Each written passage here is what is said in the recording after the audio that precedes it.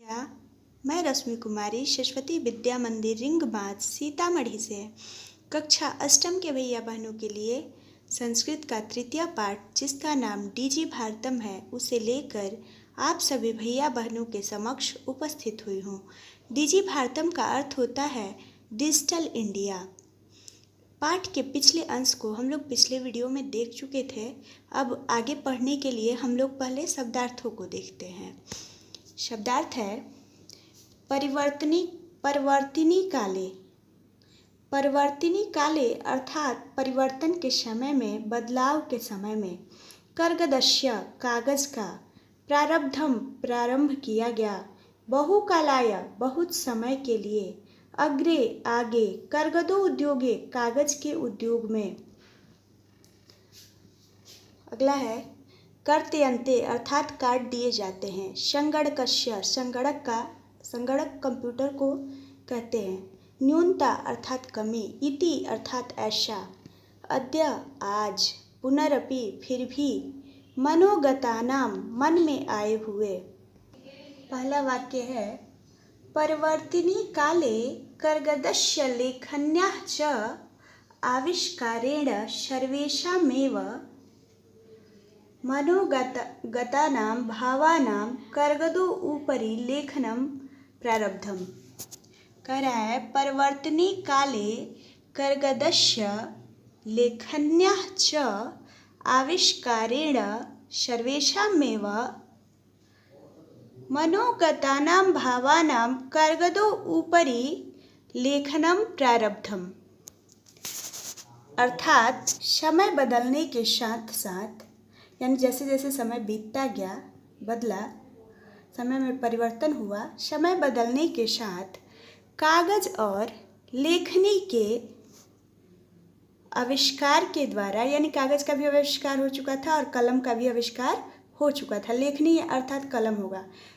समय बदलने के साथ साथ कागज और लेखनी के आविष्कार के द्वारा सभी लोग अपने मन में आए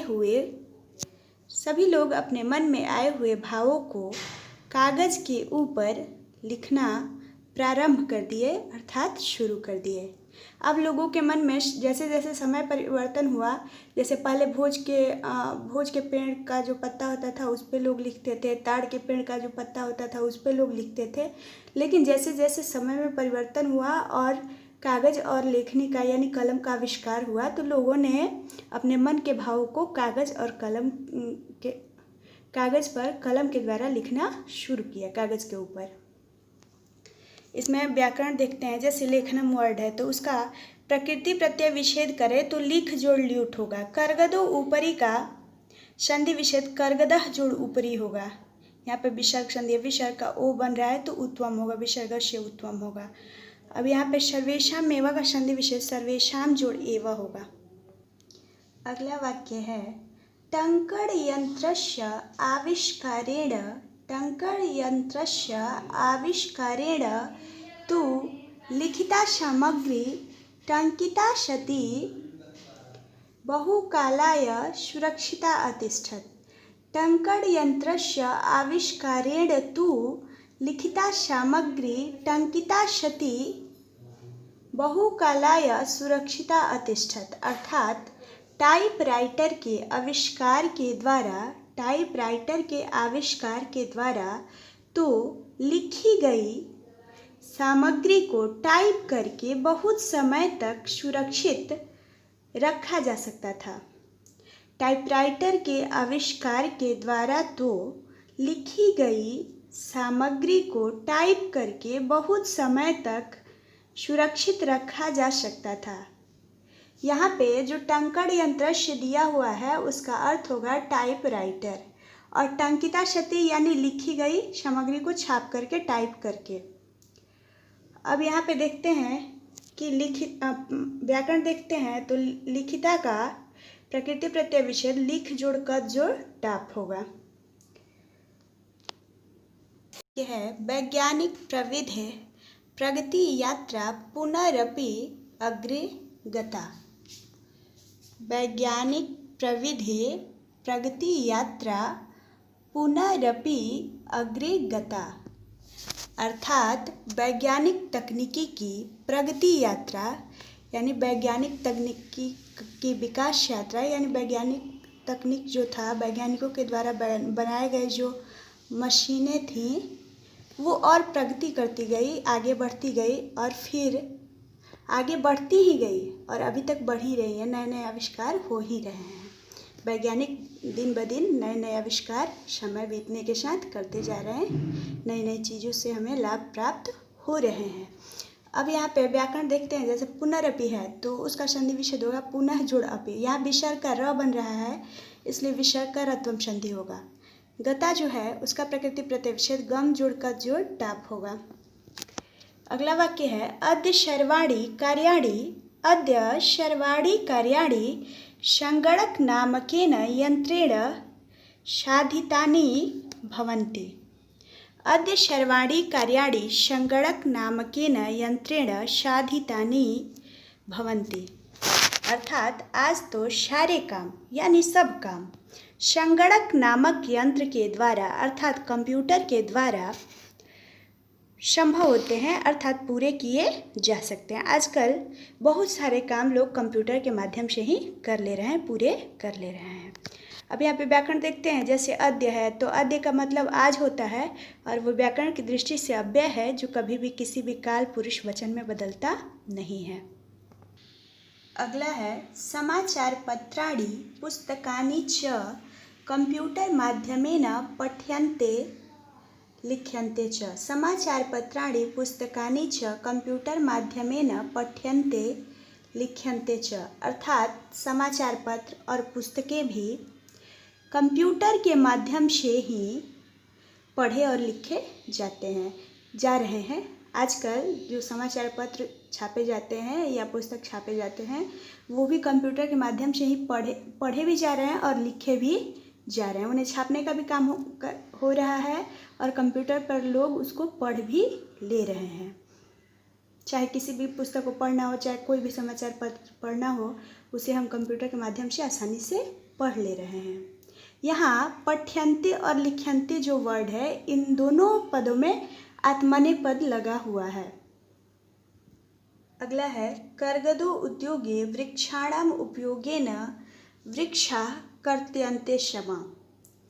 कर्गदो उद्योगे वृक्षाणाम उपयोगेन वृक्षा कर्त्यन्ते क्षमा, अर्थात कागज के उद्योग में वृक्षों के उपयोग के द्वारा, यानी आप जानते हैं कि वृक्ष से ही कागज बनाए जाते हैं, तो कह रहा है कि कागज के उद्योग में वृक्षों के उपयोग के द्वारा वृक्ष काटे जाते थे।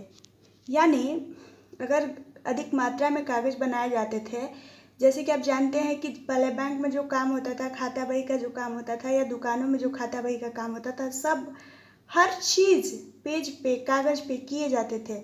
लेकिन अब वो सारे काम कंप्यूटर के माध्यम से हो रहे हैं।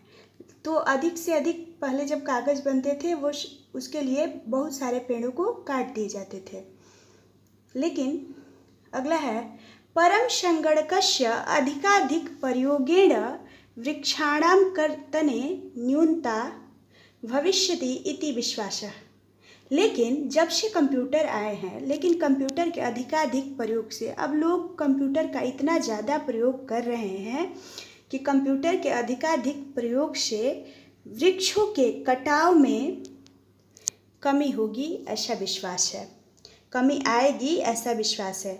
लोग अधिकाधिक मात्रा में कंप्यूटर का उपयोग कर रहे हैं, इसलिए पेड़ों के कटाव में, वृक्षों के कटाव में कमी आएगी ऐसा विश्वास है, क्योंकि अब जितने भी अधिकांश काम कंप्यूटर से ही कर लिए जा रहे हैं।